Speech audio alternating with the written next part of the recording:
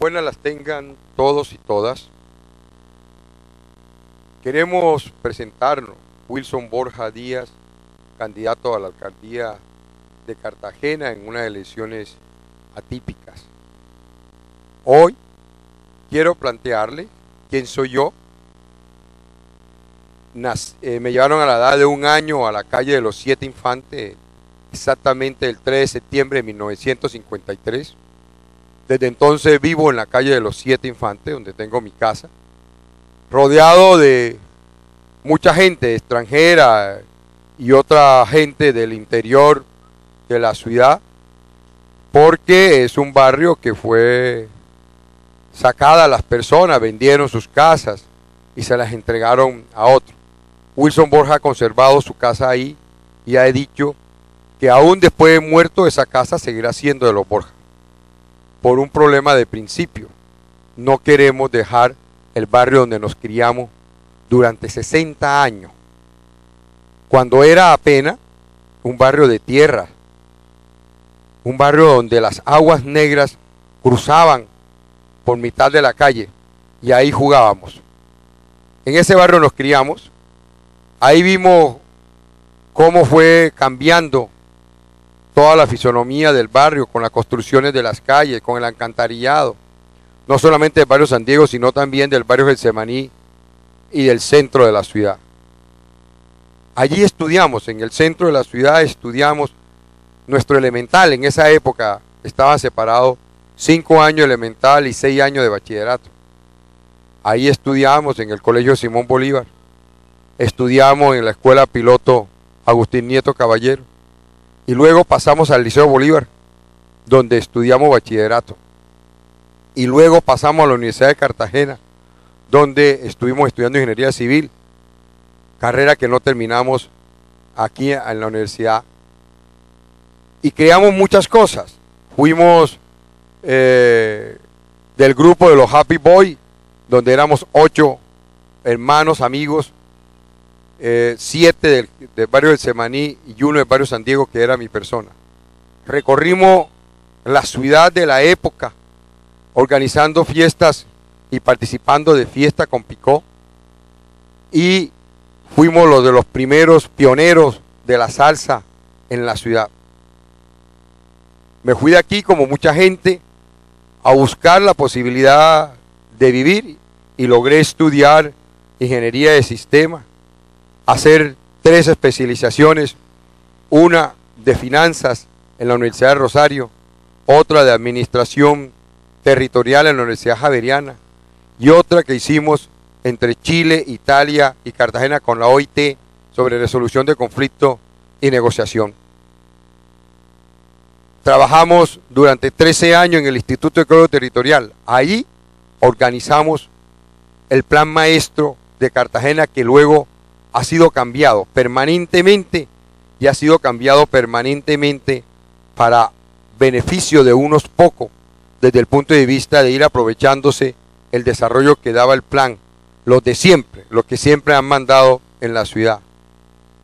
Fuimos jefe de tierra durante 10 años en el Instituto de Código Territorial, profesional, entramos desde técnico a ser profesional grado 06.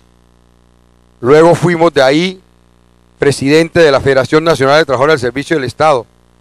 Organizamos y dirigimos los trabajadores del Estado, de todas las instituciones estatales. Y esa federación y esos compañeros de trabajo decidieron que yo fuera al Congreso durante 8 años. Fui representante a la Cámara. Y siempre he tenido el vínculo con Cartagena. Nunca ha pasado un mes de que yo no haya estado aquí, 2 veces al mes por lo menos. Mis vacaciones y todo el tiempo de atender mi casa ha sido permanente, por lo que ella representa como patrimonio familiar y como patrimonio de lucha, de ser un raizal, un nativo ahí del barrio de los 7 Infantes. Eso es lo que hemos hecho en términos generales. Hoy nos planteamos toda la experiencia que tenemos, todos los estudios que tenemos, ponerlo al servicio de la ciudad. Y ponerlo al servicio de la ciudad en forma realmente transparente. no ponerlo al servicio de la ciudad como han hecho todos los que estuvieron detrás en la alcaldía de Cartagena de una u otra forma, que terminaron enredados primero con unos empresarios voraces, unos empresarios que están de espalda a la ciudad, unos empresarios de capital tradicionalista, que solamente están detrás de la utilidad sin importarle nada a la ciudad, y que por eso han dividido la ciudad en dos, los que tienen y los que no tienen, el corralito y por fuera del corralito, porque no le han dado nunca el frente a la ciudad, que es lo que le vamos a exigir y los vamos a llevar. Unos empresarios que no le pagan a la ciudad lo que tienen que pagarle, que no tienen aviso, como lo he repetido 1000 veces, de sus empresas para no pagar el impuesto de aviso, que no tienen las matrices en Cartagena para pagarle los impuestos a Bogotá y no se los pagan a Cartagena. Un sector de la ciudad que paga predial con descuento del 30% que tiene con que pagar, que le hace daño a la ciudad porque no hay ingreso para ellos. Y hay otro gran sector que pertenecen a ese 76% de informalidad que tiene la ciudad, que no tiene con qué pagar impuestos. Y esa es la crisis de la ciudad. La ciudad no tiene ingreso. La ciudad solo aporta, por ejemplo, al presupuesto de este año, 1.036.000 millones de pesos, solo aporta el 70%. Perdón, el 30%. El otro 70% nos los mandan de Bogotá. Eso es la crisis de la ciudad. No hay ingreso para solucionar los problemas. Y entonces lo primero que tenemos que hacer es garantizar que la ciudad tenga ingreso. Y tener ingreso es acabar con las mafias. Una primera mafia es esta de los empresarios que tendrán que pagar lo que le corresponde a la ciudad. Otras mafias que van apropiándose o creando intermediación laboral dentro de las mismas empresas, pero también por fuera de ellas. Una intermediación laboral que llamamos una forma precaria de vinculación, donde hay hasta 2 o 3, como en el caso de los puertos, intermediarios entre quien paga y quien recibe y quien hace el trabajo, y en última recibe lo que le debería corresponderle ni siquiera un 15 o 20% de realmente de todo del 100% que le debería corresponder. Esa intermediación le hace daño a la ciudad porque no le puede generar ingresos a la ciudad si no hay realmente ingresos estables, permanentes, para que la gente pueda pagar impuestos. Entonces, de ahí viene la primera línea de trabajo. Una línea de trabajo que significa que hay que formalizar el trabajo. ¿Dónde formalizamos el trabajo? En la plaza. Primer elemento para formalizar en el tiempo. Una plaza de mercado donde todo es informal, todo es rebusque. Todo es rebusque. Miren esta cifra. De cada 100 empleos que se generan en la ciudad, 31 lo pone el sector empresarial. Precarios muchos de ellos. Y 52 son puestos por las mismas personas. Organizados por las mismas personas. Es el negocito de la chicha. Es el negocito de la venta de fritos, etcétera, etcétera, etcétera. Negocios precarios. Entonces tenemos que resolver eso. Y lo primero lo vamos a hacer en la plaza de mercado, que es parte de este proceso. Tenemos que hacer una gran plaza de mercado de abasto que garantice recoger la producción de lo que llamamos de otro gran programa que tiene que hacerse a grandes pasos, a grandes pasos en la ciudad, que es la ciudad-región, que es la vinculación no solamente de su corregimiento, sino de los municipios aledaños para darle seguridad alimentaria a Cartagena. No es posible, no es aceptable que a la ciudad le entreguen todas las mañanas o todas las madrugadas plátano, yuca, tomates, productos que se pueden producir en los municipios alrededores y en su corregimiento, que vengan del interior del país. Tenemos que garantizar esa seguridad alimentaria, pero además garantizamos que las poblaciones aledañas, en ese concepto de ciudad-región, puedan también resolver problemas de ingresos, no solamente los municipios, sino la gente. Entonces, para eso necesitamos esa gran plaza de abasto, para recoger esa producción. Pero la gente que vinculemos en la plaza de abasto es gente que tiene que ser formalizada a través de organizaciones sociales, a través de lo que se llama innovación social, que es organizar a la gente con ideas para que puedan producir y que puedan tener ingresos suficientes, para que poderle garantizar el pago de su seguridad social. Y aquí ya viene otra línea que nos une. Si logramos que la gente pueda pagar la seguridad social, disminuimos parte de los problemas que tenemos en salud, 799,000 personas que están en el CISBEN. Si nosotros formalizamos trabajo con las plazas, esa gente sale del CISBEN y pasan al sistema contributivo. Y 3 plazas minoristas, una en cada localidad, con toda la tecnología. Y ahí otro brazo que se abre, cómo resolver el problema de vendedores ambulantes. Vendedores ambulantes que pueden estar alrededor de esas plazas bien organizados, donde la gente va a hacer mercado y adquiere el par de media o la pañoleta o lo que necesite, porque ahí hay vendedores alrededor de esa plaza que le pueden garantizar esos productos en la comercialización de ellos. Eso es parte de la formalización. Otra parte de la formalización, cuando se resuelva lo de Transcaribe, y ya llamamos la atención sobre la licitación que hay, ya hablaremos de ella. Cuando se resuelva lo de Transcaribe vamos a tener que mirar qué hacemos con los mototaxis.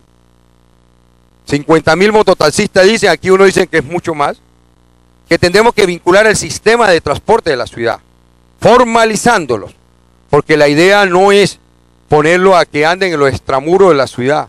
Indudablemente alguna cosa de esa podrá hacerse, pero en la medida en que avance lo de Transcaribe, en la medida en que avance todo el proceso de alimentadores del Transcaribe, indudablemente van a perder su posibilidad de vida, precaria además, que tienen los mototaxistas. Entonces hay que resolver ese problema.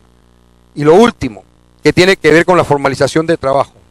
No es posible que en Cartagena, que produce tanta plata, que da tantas utilidades, que exporta tanto, que fue el cuarto país de exportaciones, el cuarto departamento de exportaciones Bolívar, 3.200 millones de dólares, a la ciudad no le quede nada. Y no le queda porque ni siquiera los empresarios, que son los que participan de esas exportaciones y que ganan y obtienen las utilidades de ellas, tienen realmente formalizados a sus trabajadores. Y aquí no estamos descubriendo nada nuevo.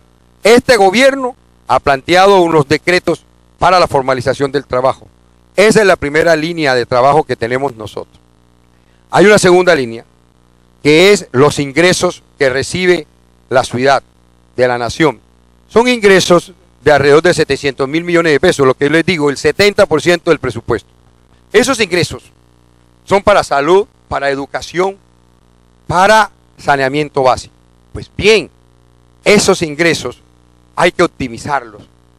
Hay que darle eficiencia a esos ingresos. Lo que queremos con ello es garantizar que realmente resolvamos, por ejemplo, los problemas de los hospitales, pero no para dejarlo, como me dijeron ayer en el Mandela, una clínica que solamente atiende urgencia, pero que no tiene consulta externa, que no tiene los otros servicios. Pues bien, hay que optimizar esos ingresos para que todas esas clínicas que son del distrito, las que no se han terminado, las 3 grandes hospitales que no se han terminado, hay que terminarlo, pero hay que terminarlo con todos los servicios, porque como les decía yo ayer a la gente del Mandela, esa clínica lo que crea es mayor costo.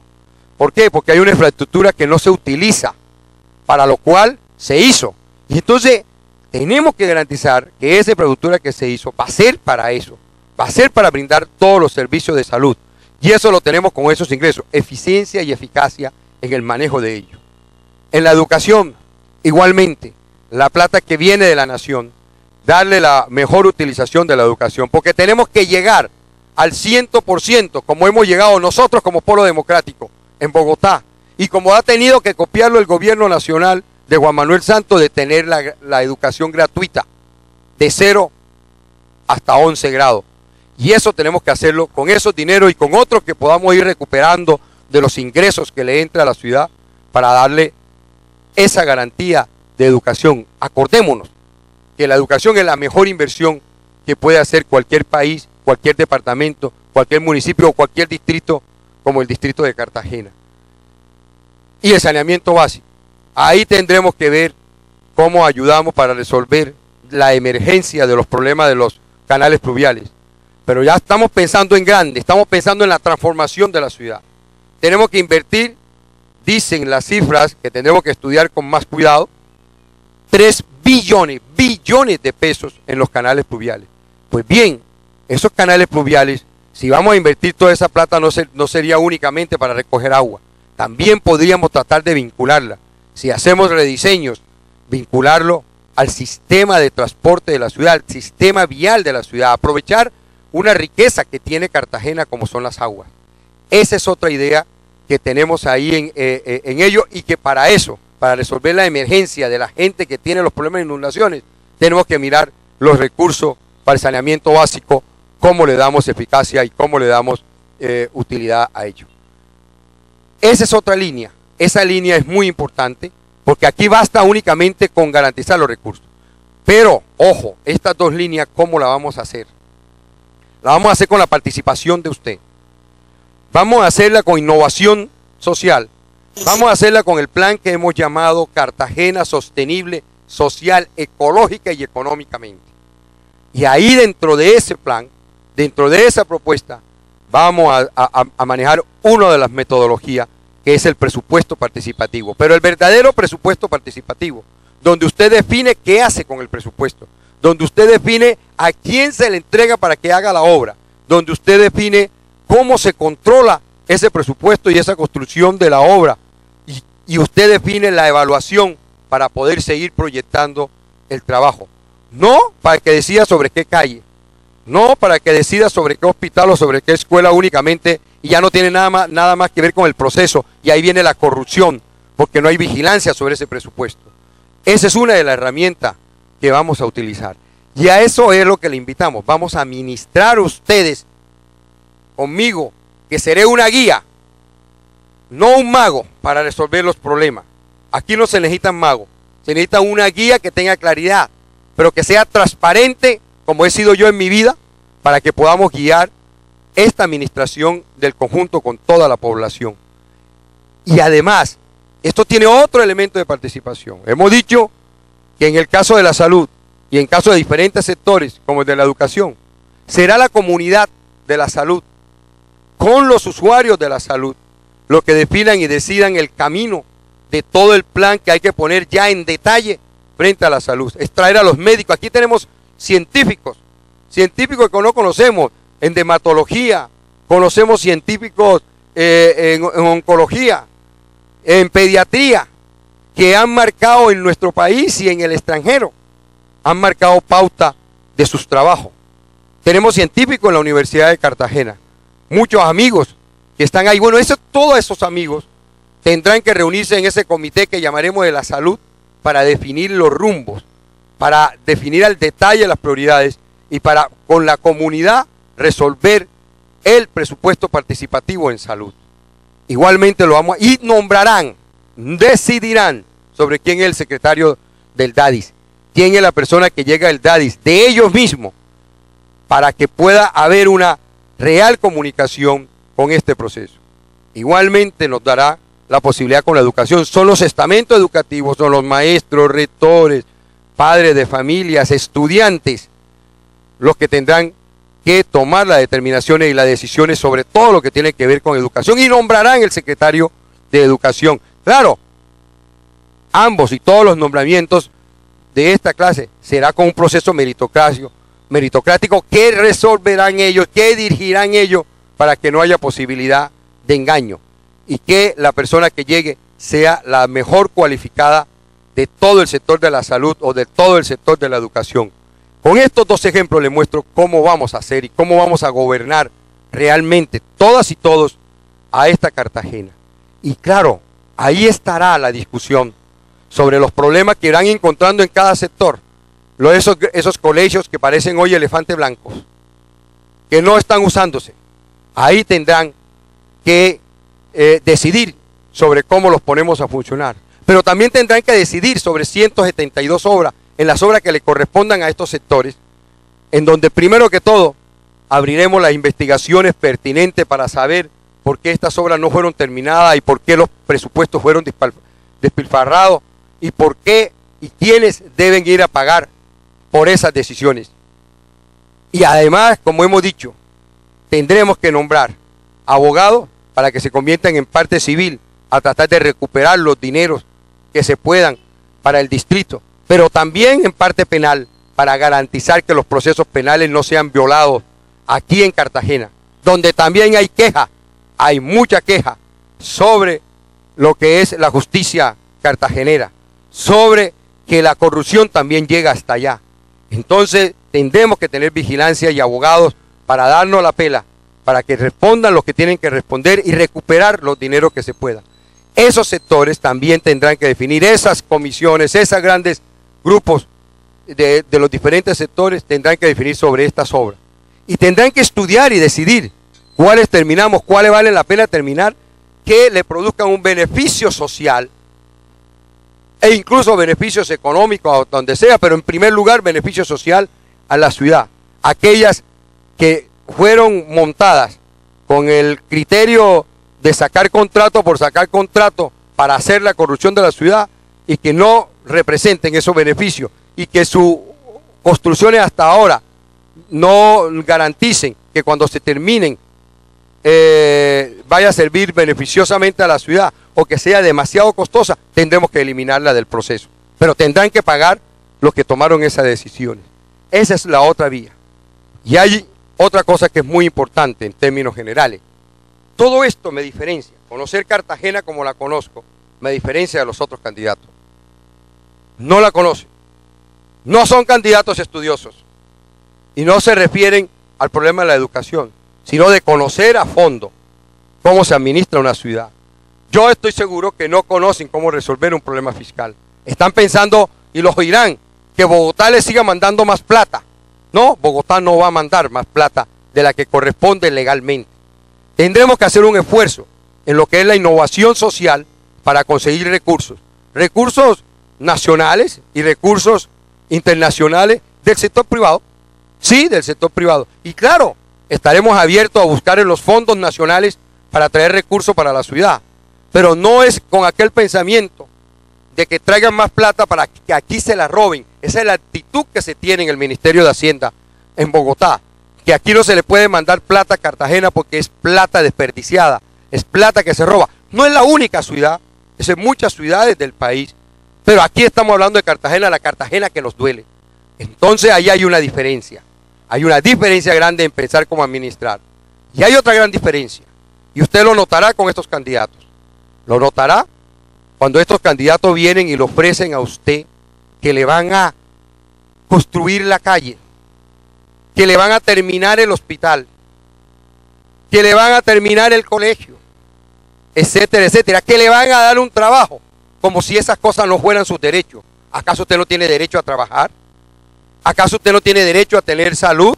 ¿Acaso usted no tiene derecho a caminar por unas calles bien construidas? ¿Acaso sus hijos, si usted no tiene derecho a estudiar? ¿Por qué un político le va a ofrecer esos derechos? Eso es una gran arbitrariedad. Y eso es parte de las negociaciones que se hacen. Y podemos decir de negociaciones menos profundas o menos penal, de tipo penal, esa de ofrecerles hacer una obra para que voten por él. No, ese es su derecho. Es como si le dijeran que su casa se la van a regalar. Si es su casa, ¿cómo se la van a regalar? ¿Por qué se la van a regalar si es suya? Bueno, estos son sus derechos y esos derechos no los puede venir a ofrecer ningún político. Comencemos a cambiar la forma de hacer campañas en esta ciudad y en el país. No aceptemos y salgamos a decirle al político cuando le ofrece su derecho que no sea irrespetuoso, pues cómo le va a ofrecer su derecho. Tenemos que romper con esa forma de hacer política. Su derecho es una acción y cada acción, como en física, tiene una reacción. La reacción es como administrador. Tengo que garantizar que su derecho se le cumpla. Y claro, como decíamos al principio, no tenemos los ingresos para hacerlo todo a la vez. Tendremos que programarlo, tendremos que ir planificándolo en el tiempo. Pero el deber es que su derecho sea una garantía. Pero no dárselo, porque ese derecho está constitucional y legalmente diciendo que es suyo.